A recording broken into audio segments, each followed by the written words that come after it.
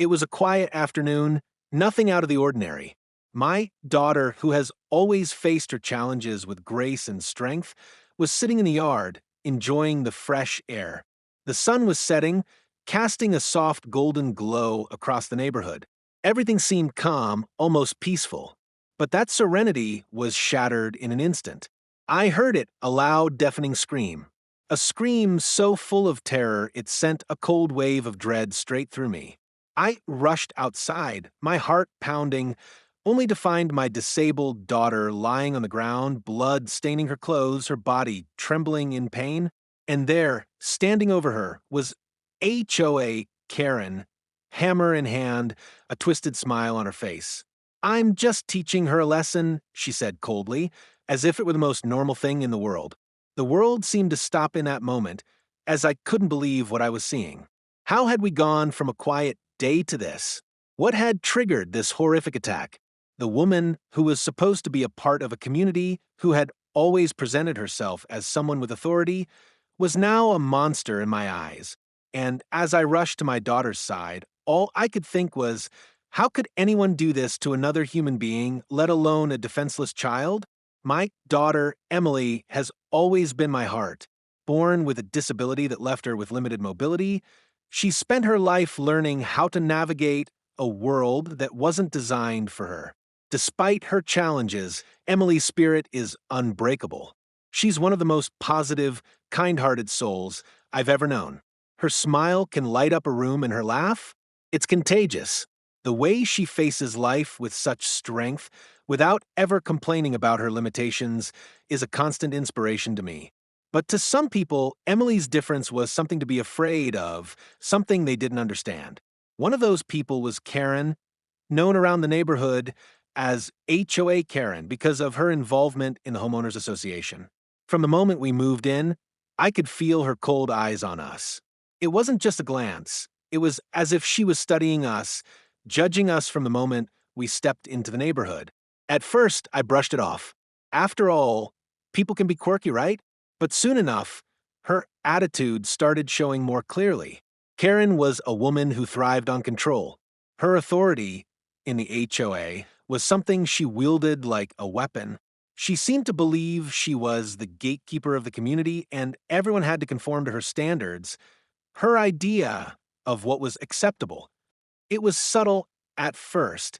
The looks she gave us when Emily tried to play outside, the way she would glare when Emily used her mobility scooter in the driveway. I couldn't figure out what she found so wrong with us, but there was always a sense of discomfort whenever she was around. Her interactions with Emily were few at first, but I couldn't ignore the way Karen would criticize her in passing. "Is she really out here alone?" she'd say, voice dripping with judgment. Or, when Emily struggled to carry her books up the porch steps, Karen would offer a helpful comment. Maybe she should stay inside where it's safer for her. The more Emily tried to fit in, the more Karen's disdain seemed to grow. It was as if my daughter's mere existence, her vulnerability, her differences, irked Karen deeply. I tried to stand up for Emily, of course, but every time I did, Karen would either twist my words or brush me off with a sarcastic remark. The tension between us grew, and it wasn't just about Emily anymore, it was personal. I started to notice how Karen would show up uninvited to our family gatherings, her presence more oppressive than welcoming. She began to criticize how we maintained our yard, always looking for something to complain about. It was clear that Karen was on a power trip, and it felt like everything we did was wrong in her eyes. But things took a darker turn one evening when Emily was outside, enjoying the rare peace of the neighborhood.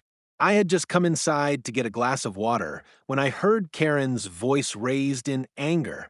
I rushed out to find Emily on the ground, and there Karen stood, hammer in hand. I couldn't believe what I was seeing.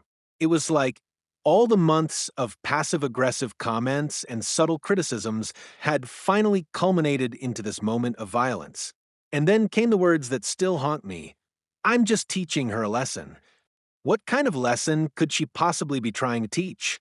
Emily hadn't done anything wrong. In fact, Emily had never done anything to deserve this kind of treatment. But Karen's resentment, her need to control, and her inability to understand Emily's world had finally pushed her to a breaking point. Her actions were fueled by a need to exert power, to feel superior, especially over someone she saw as weaker. My daughter had become the target of her twisted idea of discipline, and the result was catastrophic. Karen's need to break us, to bring us down to her level, had escalated to violence.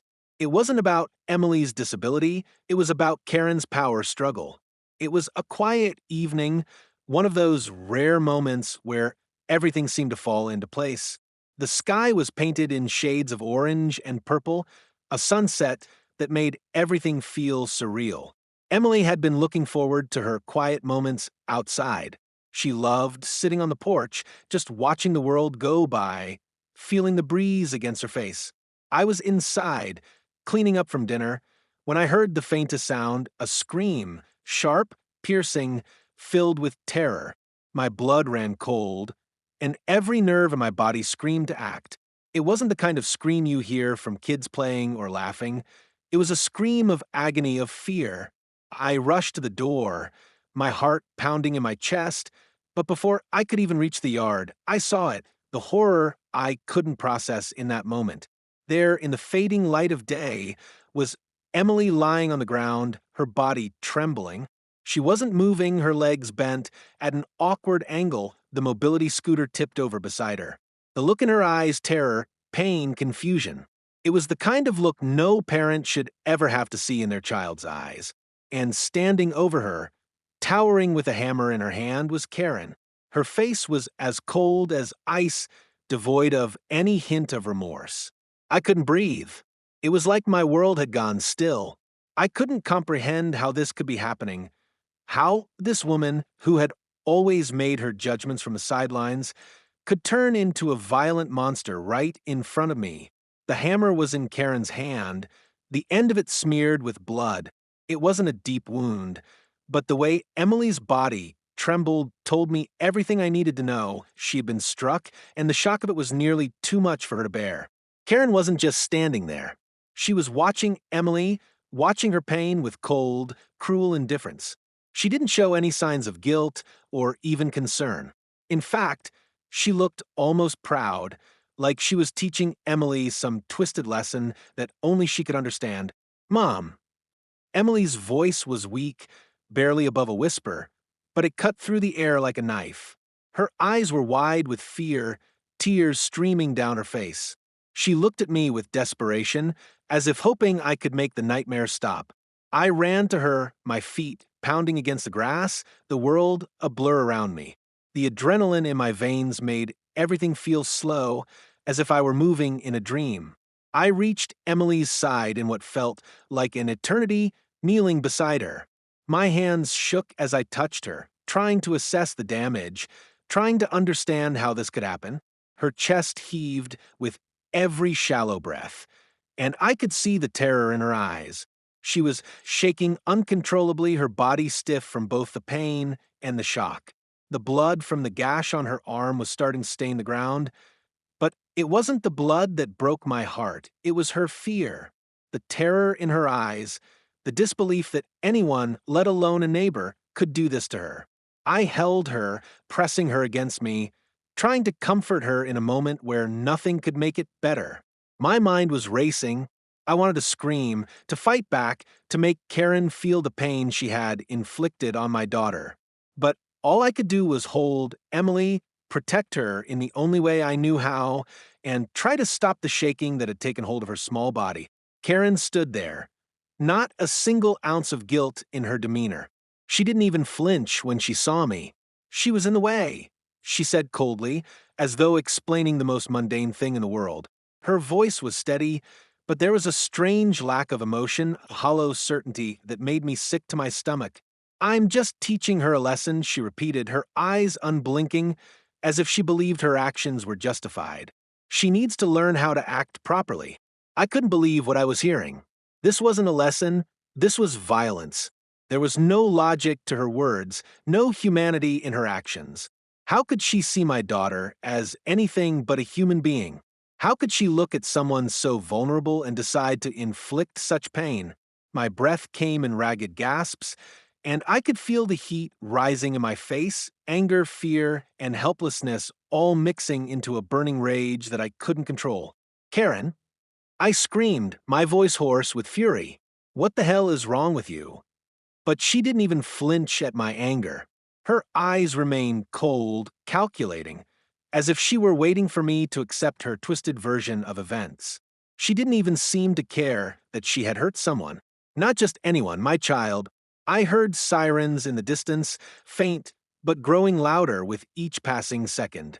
But even with help coming, I couldn't shake the feeling that something had been irreparably broken in that moment. The fear in Emily's eyes, the shock, the pain, it would stay with her forever. And as the sirens grew closer, Karen didn't run. She didn't try to hide. She just stood there watching us, almost daring me to challenge her. It felt like the world had turned upside down. This woman, this neighbor who had spent so many months making snide remarks, judging us for the smallest of things, had gone so far as to take a hammer to my daughter. I didn't know what kind of person Karen truly was until now. But now, in the face of her cruelty, it was all too clear. She wasn't the person I thought she was. She wasn't the person anyone could trust. I kept my focus on Emily, trying to soothe her as much as I could, though I knew there was nothing I could do to take away the pain, to take away the horror of what had just happened. The sirens were closer now, and I could feel the tension building. But Karen didn't seem worried.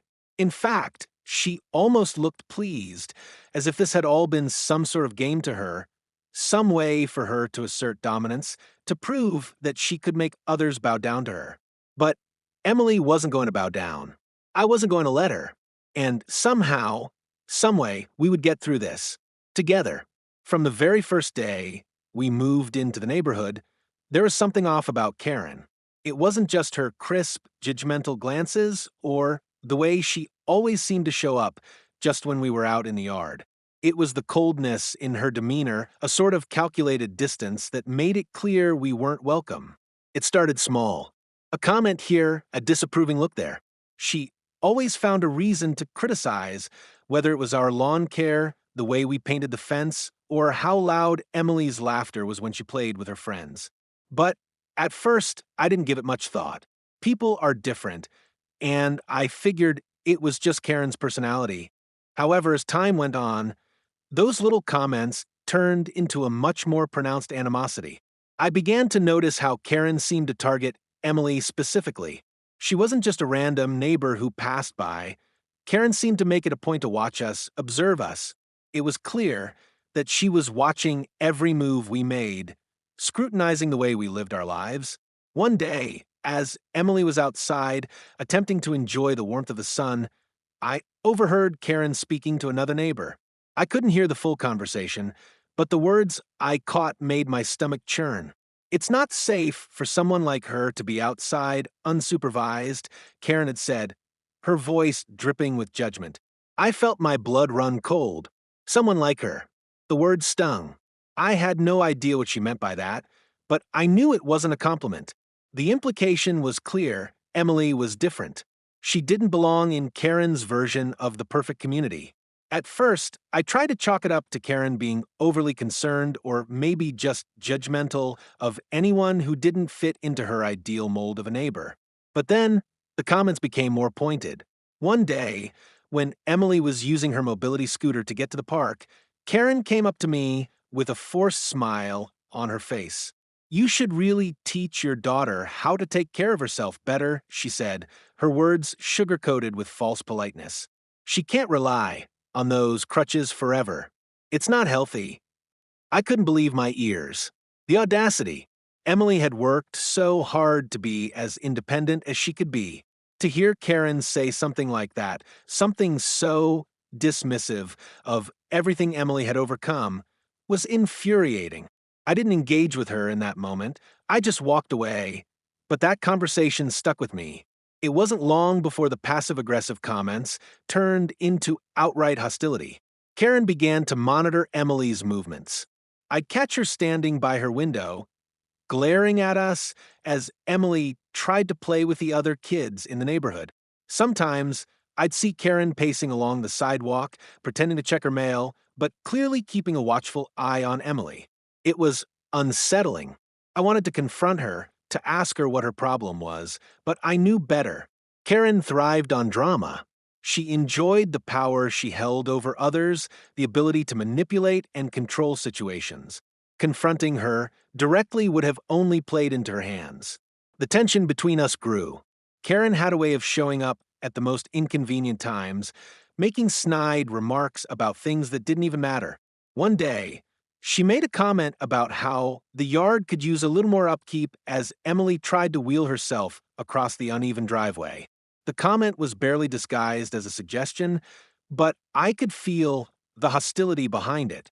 The frustration of being judged for things we couldn't change, the things Emily struggled with, was building up inside me. It was as if Karen was trying to point out every flaw, every imperfection, in an effort to make us feel small, unworthy of being part of her neighborhood. I kept my distance, but Emily, so trusting, so innocent, wasn't able to pick up on the subtle cues. She would smile at Karen when they crossed paths, offering polite greetings as she always had. I tried to explain to her that not everyone was friendly, that some people might not understand the challenges she faced. But Emily, in her naive kindness, couldn't understand why anyone would act with such cruelty toward her. She simply wanted to be accepted, to fit in. She didn't know how to fight back, not with words and certainly not with actions. She was too kind-hearted for that. But I could feel the tension escalating, and it wasn't just in small comments anymore. One afternoon, I overheard Karen speaking to a group of neighbors about Emily. "She's always out there all alone," Karen said, almost accusingly. "I'm worried about her. What if something happens to her? I don't know if it's safe to have someone like that in the neighborhood." The underlying implication was clear. Emily wasn't safe because of her disability. In Karen's eyes, Emily's vulnerability was a problem that needed to be solved. But what did Karen want to do about it? What lengths was she willing to go to in order to make sure Emily was safe? That question stayed with me. Karen's words were laced with a bitterness I couldn't ignore. And from that day forward, I started to feel like we were walking on a thin line. Every time Karen passed by, I could feel her eyes watching us, sizing us up, calculating her next move. I had no idea what she was capable of, but I knew one thing for sure: she was dangerous. And then came the moment when I truly started to fear for Emily. One evening, I found Karen standing by the fence that divided our properties, watching Emily as she tried to cross the yard with her scooter. I couldn't hear the words they exchanged, but I could see the tense, confrontational body language. It was the way Karen stood with her arms crossed, the tightness in her posture that screamed she was waiting for something to happen. I approached them, hoping to diffuse the tension, but Karen simply turned away and walked off without saying a word. Something about that moment sent a chill through me. The look in her eyes was one I had never seen before: cold, calculating, and full of malice. The next day, everything would change. Everything we had been dreading would finally come to pass in the most horrific way imaginable. The air was thick with tension as the day unfolded. It had been a week since I had overheard Karen's latest remarks, and every moment felt like walking on eggshells. My thoughts constantly raced, wondering when this simmering hostility would finally boil over. I had already tried to warn Emily about Karen, how some people might not understand her, might not treat her kindly, but nothing could have prepared me for what was about to happen. That afternoon, the sun was fading, and the sky was slowly turning a dark purple. Emily had spent most of the day in the backyard, trying to keep her mind busy with little tasks: painting a wooden birdhouse, watering the plants, anything to distract herself from the heaviness that hung over us. I could feel it too: the dread, the feeling that something was off, something was about to happen, but I couldn't quite pinpoint what. I had just come inside to grab some water when I heard it: a loud bang, followed by a scream. It was unmistakable. My heart skipped a beat, and panic shot through my veins. Without thinking, I ran outside, my legs moving faster than my mind could process. As I turned the corner of the house, the sight before me was beyond anything I could have imagined. Emily was on the ground, her body twitching with shock. Blood was seeping through her clothes, and her legs were contorted at an unnatural angle. My stomach lurched, and I felt the world collapse around me. I dropped to my knees beside her, frantically trying to figure out what had happened. Emily! Emily! I screamed, shaking her gently, desperate for response. But her eyes were wide with terror, her lips trembling, unable to form words. She tried to speak, but the pain and shock left her unable to make sense of anything. And then, standing above her, was Karen, her face devoid of any remorse, her grip tightening around the hammer she held in her hands. The sight of her was like a nightmare brought to life. She didn't look like the Karen I had known, the woman who made passive-aggressive comments from across the fence. No, this Karen was different. This was the Karen who had crossed every line, who had thrown all restraint to the wind. I told you she needed a lesson, Karen said coldly, her voice devoid of emotion. She needed to learn to respect her place. You've coddled her too much. She doesn't know what it means to be in the real world. I couldn't believe what I was hearing. The anger inside me surged to the surface, a heat that was almost uncontrollable. My mind screamed to do something to stop her, but the horror of the situation made it hard to think clearly. The woman I had once dismissed as nothing more than an annoyance was now standing over my child, her cruel intentions visible in the gleam of the hammer's edge. Karen! I screamed again, my voice raw with fury. What the hell is wrong with you? What have you done to her? She didn't flinch. There wasn't a single moment of regret in her eyes, no remorse, no fear, just cold indifference. She'll be fine, Karen said, her voice disturbingly calm. It's just a little blood. It's nothing. She'll learn to keep her distance from people who don't belong in this neighborhood. I'm just doing you a favor. I felt my blood boil at her words. Doing me a favor? She was torturing my daughter, and she thought it was a lesson.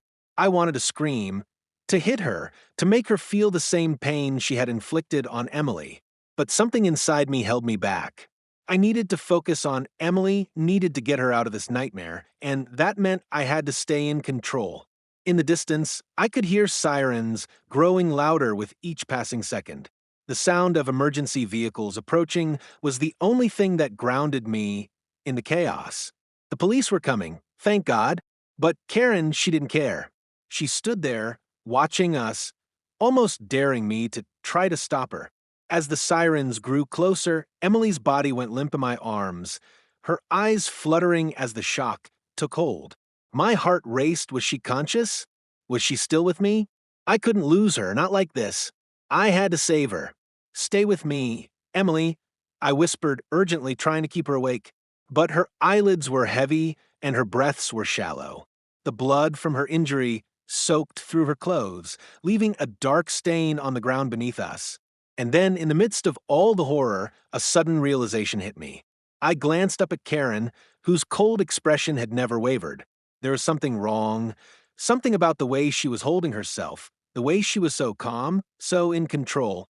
It was as if she had done this before, as if she had planned it. A wave of disbelief washed over me. Had Karen been planning this all along?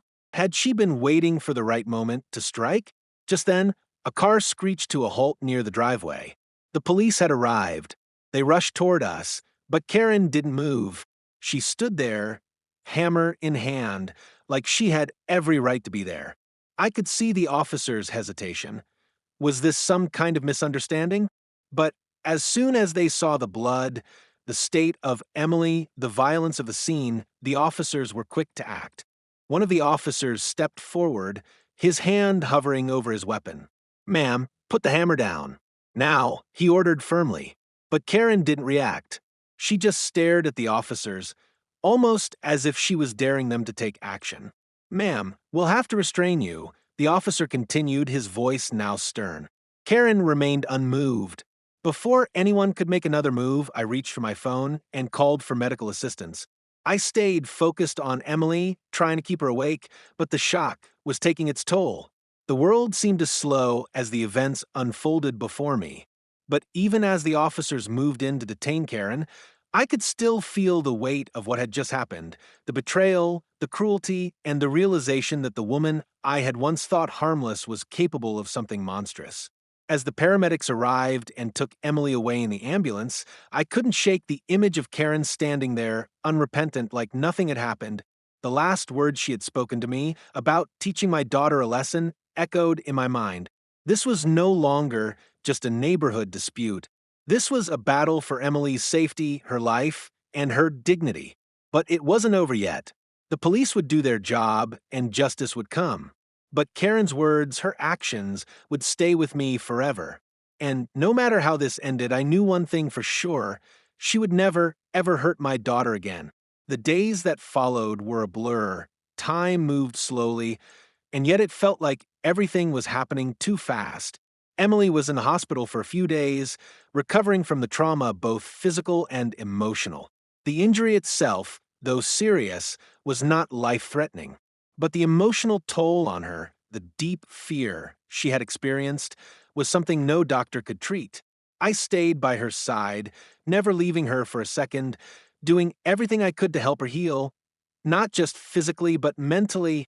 The doctors had been incredible, stabilizing Emily and monitoring her closely. But the emotional scars ran deep. Every time she closed her eyes, I could see the terror in her face, the image of Karen standing over her with that hammer. It was a sight that haunted both of us.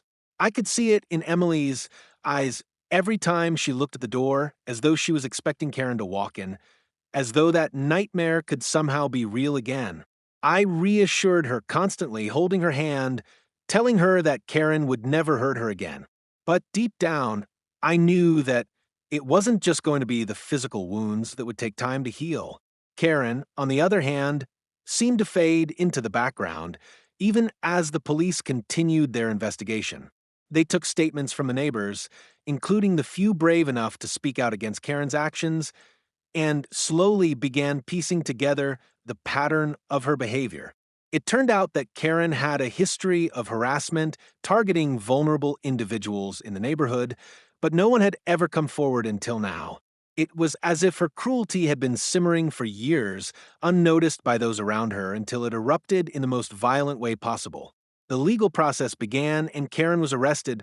The police had gathered enough evidence to charge her with assault, endangerment, and battery. But even as the charges were filed, something about the whole situation felt surreal. I never imagined something like this could happen, not in my wildest dreams. It was like the world had shifted, and the woman I had once thought was just an inconvenience had become the embodiment of all the anger and hate I had ever feared in a person. I found out later that Karen had tried to justify her actions in the days following her arrest. She claimed that she had only been teaching Emily a lesson, that her actions were a form of discipline. It was a rationalization so twisted, so devoid of any empathy, that it made my blood boil just thinking about it. She continued to maintain that she had done nothing wrong, that Emily needed to learn how to fit in with the world. Karen's inability to recognize her own monstrous behavior only deepened the wound for me. How could someone be so detached from humanity, so unable to see the pain they had caused? But despite her twisted justifications, Karen's fate was sealed. The community had turned on her, and the legal system, though slow, was finally moving toward bringing her to justice. We were told that her trial would be held in the coming months, but for now, Karen was out on bail, waiting for the inevitable consequences of her actions. It was a bitter pill to swallow, knowing that she was free to walk the streets while my daughter still struggled to find peace in her mind. I knew it would take time before we could feel safe again. Meanwhile, Emily was beginning to heal, slowly but surely. It wasn't easy. I could see her struggle to go back to the things she once loved, to the activities that made her feel like herself again. But there were moments of progress, small victories that made the journey worthwhile. One afternoon, as she sat in the backyard again, painting the birdhouse she had been working on before the attack, I saw a spark of her old self. She smiled, the corners of her mouth turning up in that familiar way, and for the first time since the attack, it felt like she was back. I joined her, sitting down beside her and watching as she carefully added a coat of paint to the birdhouse. She was quiet, but there was a calmness in her demeanor, a sense of peace that hadn't been there before. I knew she wasn't fully healed, she probably never would be, but she was learning how to cope with what had happened. She was learning how to find strength in the face of fear, and that was something I could be proud of. As for Karen, her arrest and the growing evidence against her led to a conviction. She was sentenced to a lengthy prison term, not just for the assault on Emily, but for the years of harassment and emotional abuse she had inflicted on others in the neighborhood. The courtroom was filled with people who had long been silent, who had been too afraid to speak up, but who now stood together to demand justice. They had witnessed Karen's cruelty for far too long, and they weren't going to allow it to go unpunished. It was a moment of collective triumph, a moment when the truth came to light and the darkness she had spread over the community was finally lifted. The emotional toll of everything that had happened was hard to measure. I found myself constantly checking in on Emily, making sure she felt safe, making sure she knew that I was there for her no matter what. But there were other moments, quieter ones, when she would hug me, her small arms wrapping around me tightly, and I would feel the weight of everything we had been through. In those moments, I realized that the true resolution wasn't just about Karen being held accountable. It wasn't just about the legal system working its way through the case. The true resolution was in Emily's resilience, in her ability to continue moving forward, even in the face of something so devastating. It was in the way she was learning to trust again, to feel safe again, despite what had been taken from her. The community had come together, too. What had once felt like a divided, fractured place was beginning to heal. Neighbors who had once kept their distance began to reach out, offering support and kindness. Some even apologized for not speaking up sooner, for not standing with us when we needed them most. I had never expected this kind of solidarity, but it was a reminder that, despite the darkness, there was still light. As the months passed, Emily and I both began to see that healing was a journey. It wasn't something that could be fixed overnight, but with each passing day, we grew stronger. Karen's impact on our lives had been undeniable, but it was no longer the focal point of our existence. We were moving forward, together, finding new ways to embrace life and the future. And while justice had been served, I knew that the healing was ongoing, both for Emily and for me. It was a long road, but it was one that I knew we would walk hand in hand. As I sit here, reflecting on everything that happened, a question haunts me. How did we get here? How did a simple act of cruelty turn into a life-altering nightmare for my daughter? Karen thought she could break us, thought she could teach Emily a lesson, but what she didn't know is that my daughter, despite everything, was stronger than she could ever imagine. Yes, Karen is behind bars now, but the emotional scars she left on us will last far longer. Every day, Emily takes a small step toward healing, but every night I wonder, what if there are others like Karen out there, hiding in plain sight, waiting for their moment to strike? As much as I want to believe we're safe, I know the truth. Evil doesn't just vanish, it lingers. It hides in the shadows, waiting to rise again. And as a parent, that thought terrifies me. But if there's one thing I've learned from all of this, it's that we cannot let fear control us. We have to keep moving forward, keep fighting for what's right. We have to keep standing up for our children, for each other. So, as the story comes to a close, I ask you, what would you do if you were in my shoes? Would you stay silent or would you rise up? If you want to hear more stories like this, stories of strength, resilience, and justice, make sure to subscribe, because there's more to this fight than you might think, and it's only just beginning.